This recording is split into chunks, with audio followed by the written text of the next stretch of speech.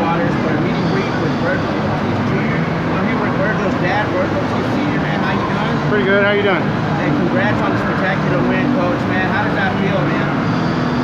It feels pretty good. I mean, he's got a good win over a tough veteran, a guy who was a contender, fought for a world title, and only lost this to a world champion. So it felt pretty good that my son could do what he did. You say you got to keep your emotions in check, you know, when your son is fighting, but that's got to be hard, man. Seeing your son make that walk out here in his hometown, Prairie, just down the street from where he went to school. How hard was that to contain those feelings as a father? At first, when we came out, it was kind of overwhelming because the way the crowd waved. It kind of even my team said it kind of felt like chills, I guess, because the energy was so it was insane. It was through the roof, and but other than that, throughout the fight, we just pretty much stayed like the way I normally do, composed. And what kind of advantages is fighting at home? I mean, you got to train at home. You know the places where you like to go eat. You know it wasn't far. You don't have to travel. Did that make the whole setting comfortable for you? Well, there's advantages and there's disadvantages. The advantages is that you're home. If you want to go somewhere, you don't have to look it up. You know, hey, just go here, just go there, or one of your friends can come and bring you something or whatever. But if the disadvantages is that the crowd can also make you do things you don't want to do, like get overexcited, anxious. If the crowd gets kind of quiet, because they're always expecting something, then you might want to jump the gun and just start letting go when you shouldn't let go. So it's an up and down thing on both sides.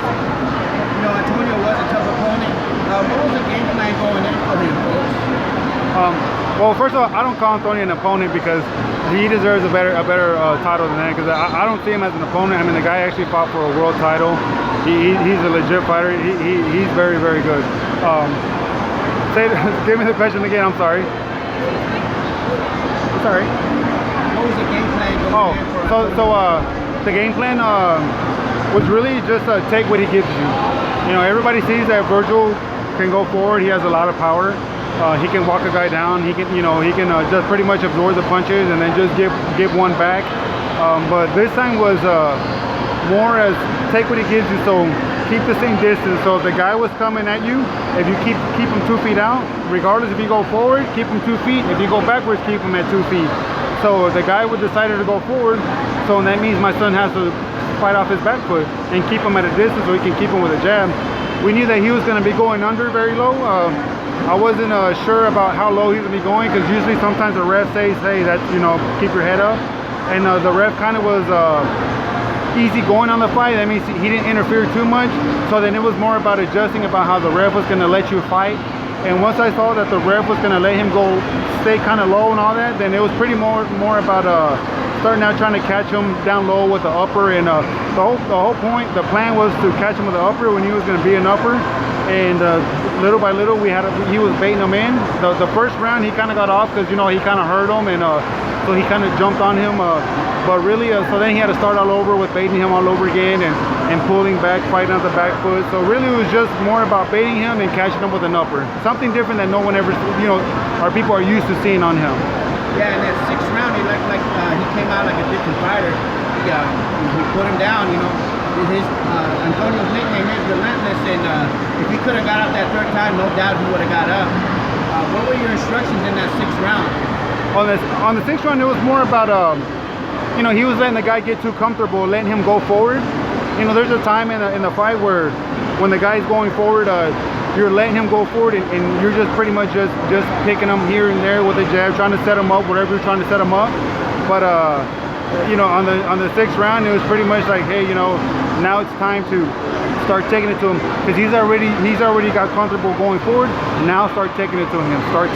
Now. And the plan was going to be actually start taking it to him, and then when Antonio was going to start crashing, then start countering him going backwards and then taking it to him and then just take it to him all the way. But unfortunately, my son's power showed when he took it to him, and that was all she wrote.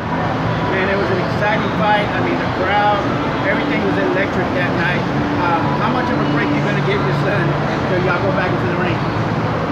Really, it's just more about how he feels. You know, his hands are a little sore, and we're gonna let his hands kind of, you know, heal up a little bit. And but I mean, if his hands were fine and all that, he's young. His body recuperates fast. I mean, if they were to tell him 2 months from now, we'd put him in 2 months. But really, the only thing that needs rest is his hands, because these guys are young, and you know, if they're not boxing or training, these guys are out doing something else anyway. So it ain't like they can't do nothing. It's just more about giving his body time to heal. That's all it is. Hey, Coach, man, I appreciate the time, man. Man, it was an awesome fight, man. Congrats again to you, your team, and to your son, man. Thank you so much. Thank you very much. Can't wait to see Vergil back in the ring again, man. Yes, sir. Thank you.